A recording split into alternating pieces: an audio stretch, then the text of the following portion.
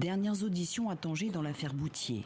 Mariam fut la première à porter plainte en France et au Maroc contre l'ancien patron français et plusieurs de ses collaborateurs, notamment pour harcèlement sexuel et traite humaine. La partie civile est désormais constituée de 6 victimes présumées. Aujourd'hui, tu es là pour soutenir tes copines. Exactement.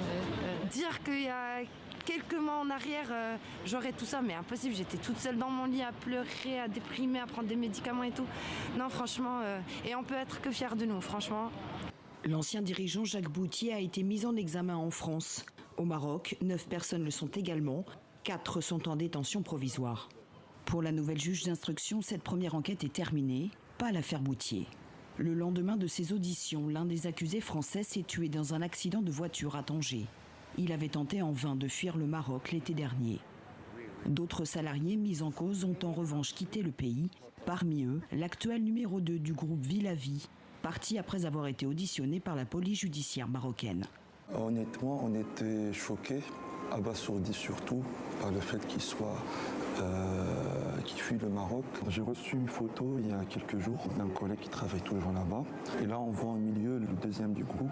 Il est aujourd'hui directeur général en France. Par mail, le groupe Villavis confirme le maintien en poste de ce collaborateur. Nous n'avons pas connaissance d'une mise en cause au Maroc et il ne fait l'objet d'aucune poursuite, l'empêchant d'exercer son activité en France. Il n'y a aucune incidence sur ses fonctions et responsabilités au sein du groupe Villavis. Depuis le Maroc, la partie civile veut donc faire intervenir la justice française. Nous, on va déposer des plaintes contre des accusés qui sont en fuite, qui sont recherchés par la justice marocaine. Dès la semaine prochaine, les accusés présents au Maroc sauront s'ils sont envoyés ou non au procès.